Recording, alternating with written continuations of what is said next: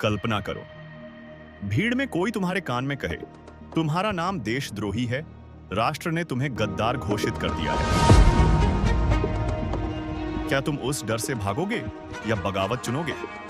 1915 की कंपकंपाती सर्दी, Lahore central jail की कोठरी में एक 19 साल का लड़का, जिसे क्रांतिकारी कहने से डरती थी अंग्रेजी हुकूमत, लेकिन अखबार में छपाया सबसे खतरनाक अपराधी।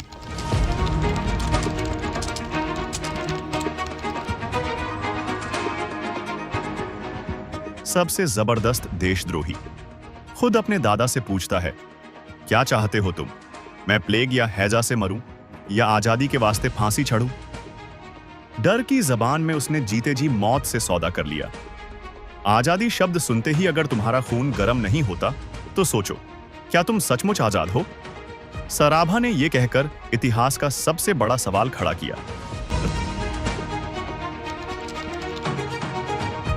राष्ट्र से बड़ा कोई नहीं, और जब राष्ट्र जंजीरों में हो तो देशद्रोही कहलाना भी फक्र की बात है। उसने जब मुकदमे में अपने आप को दोषी बताया तो अदालत ही नहीं, पूरी हुकूमत हिल गई थी। उसकी कुर्बानी गद्दारी नहीं, बल्कि असली राजकुमार बनने की राह थी।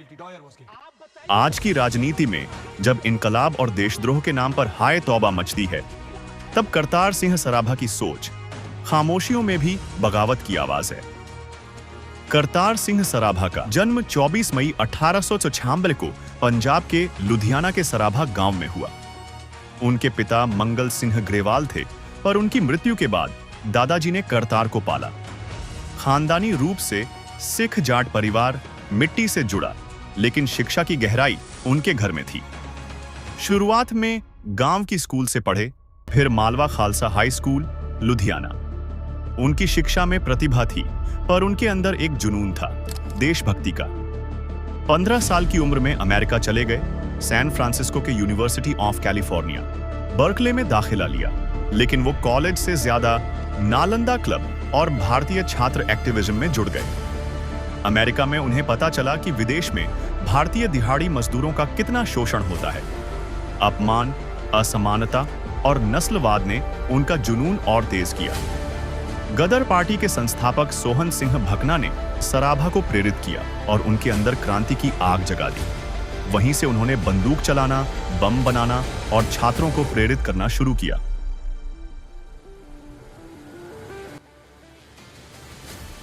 गदर पार्टी एनआरआई भारतीयों और अमेरिका स्थित भारतीय छात्रों को एक मंच दे रहा था। सशस्त्र विद्रोह ही एकमात्र विकल्प है। सराभा के अंदर नेतृत्व और टीम बनाने की गुणवत्ता थी। लोग उन्हें बाबा जनरल बुलाने लगे, पर उनका असली काम था ब्रिटिश के खिलाफ जागरूकता जगाना, साहित्य लिखना और युवाओं को प्रेरित करना। 1913 ओरेगन में भारतीयों की बड़ी सभा, लाला हरदयाल की आवाज, मुझे ऐसे नौजवान चाहिए जो देश के लिए सब कुछ दांव पर लगा दे। करतार सिंह खड़ा होता है, मैं हूं, तालियों की गूंज।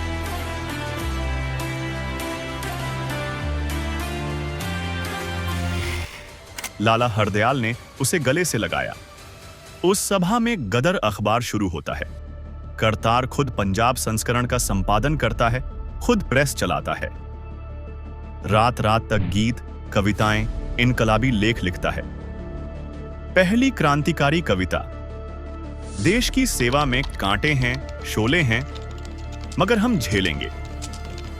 उस अखबार के एक एक शब्द गोला बारूद से भी तेज असर डालते हैं। कनाडा, हांगकांग, सिंगापुर तक भेजे जाते हैं। करतार किसानों मजदूरों को संगठित करने में, ट्रेनों पर पोस्टरों की चोरी में और गुप्त बैठकों में रहेगा। हम अब अंग्रेजी राज के दास नहीं, आजादी के असली हकदार हैं। कभी वर्कशॉप में हथियार बनाना, कभी नाराज मजदूरों के भड़कते झुंड। सरकार परेशान, अखबारों का कब्जा, लेकिन गदर पार्टी रोज मजबूत। 1914 प्रथम विश्व युद्ध की गूंज में अंग्रेजी राज उलझा। गदर पार्टी को लगा यह सही वक्त है। हजारों हिंदुस्तानी वापस जाने को तैयार, अपना सब कुछ बेचकर हथियारों का इंतजाम। करतार सिंह सफीनों में संघर्ष करते पंजाब पहुंचा। लुक छुप कर अपने साथियों को इकट्ठा किया। रायसीना, फिरोजपुर, अंबाला की छावनियों में गुप्त सभाएं, सैनिकों उठो, अंग्रेज दास्ता को फेंको। लाहौर में पंजाब क्रांतिकारियों का बड़ा मिलन, रास बिहारी बोस का बुलावा। एक साथ एक दिन पूरे देश में सैनिक विद्रोह। गदर पार्टी ने सोचा था अब अंग्रेजी फौज का गेम खत्म। बम, हथियार, गुप्त पत्र और अंग्रेज फौज में अपने साथी, हर तरफ देशभक्ति की खिचड़ी। एक रात करतार ने साथियों संग फर्जी डाकुओं पर हमला किया। बात सिर्फ चिल्लाने, पोस्टर चिपकाने या गीत गाने तक नहीं, सीधा रिस्क, जान दांव पर, लेकिन आंखों में देश आजादी की चमक थी। फौजी कैंप के जवानों से सीधा संवाद। क्या मौत अंग्रेज के लिए या देश के लिए बेहतर है? पहली बार सच में फौजी साजिश की आंच, सिस्टम की जड़ें हिल गईं। 1915 21 फरवरी, पूरे देश में सैनिक विद्रोह का प्लान, लेकिन वक्त से पहले ही भरोसा टूट गया। एक गुप्तचर, कृपाल सिंह, पार्टी में सेंध लगाकर प्लान सरकारी अफसरों तक पहुंचा गया। शुरुआत से अफसर चौकन ने जवानों को पकड़ा गया। विद्रोह से एक रात पहले ही सेना का बड़ा हिस्सा डिसआर्म हो गया। करतार ने हार नहीं मानी। आंध्र, बंगाल में छुपा, लेकिन गिरफ्तारी से बच नहीं सका। सारा देश अचानक गिरफ्तारी, पूछताछ, संदिग्धों की लिस्ट में तब्दील, आम जिंदगी से बगावत करने वाले सब जेल में। आखिर वजीराबाद में इरादतन खुली जांबाजी से भाषण दे बैठा। देश को अब और डरने की जरूरत नहीं। वहीं गिरफ्तारी हुई। अब सामने था लाहौर षड्यंत्र केस, 76 साथी, सब पर विद्रोह और डाका का आरोप। अदालत बन गई रणभूमि। मुकदमा शुरू, जज परेशान। इतनी कम उम्र में इतनी बड़ी बगावत।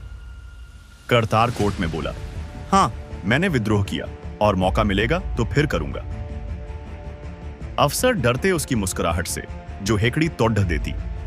मां, बहन और दादा मिलने आए तो भी सराभा ने सिर ऊंचा रखा। फांसी ही मेरी असली ग्रेजुएशन है। जेल पत्रों में लिखा, अगर मरूं तो नाम रोशन हो, पर बेइज्जती से जीना स्वीकार नहीं। 16 नवंबर 1915, लाहौर जेल। मौत को सलामी देते हुए वह फांसी पर चढ़ा।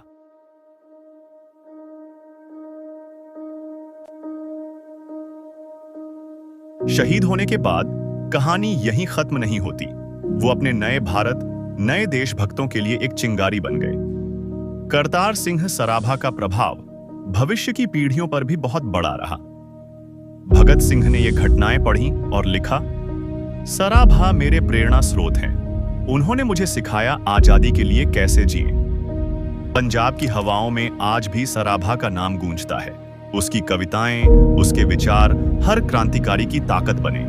गदर पार्टी की लड़ाई भले सुलझ न पाई, लेकिन 1919, 1925, 1942 के हर आंदोलन ने सराभा की मिसाल से ऊर्जा पाई। आज भी जब कोई युवा अन्याय के खिलाफ खड़ा होता है तो अंदर से सराभा की आवाज गूंजती है। मौत मंजूर है, मगर डर और अन्याय मंजूर नहीं। वह मरा नहीं, वह हर क्रांति के साथ खड़ा हुआ। करतार सिंह सराभा का जीवन सिर्फ जीवित रहने की कहानी नहीं, बल्कि आजादी के लिए अंतिम सबक है। अगर आपको करतार सिंह जी के जीवन से कुछ सीखने को मिला हो तो इस वीडियो को लाइक जरूर करना। और अगर आप भी चाहते हैं कि ऐसे रियल हीरोज इतिहास में छुपे न रहें तो follow, share and subscribe for more. मिलते हैं किसी और नए अनसंग हीरो के साथ। तब तक के लिए कीप नॉलेज। जय हिंद, जय भारत।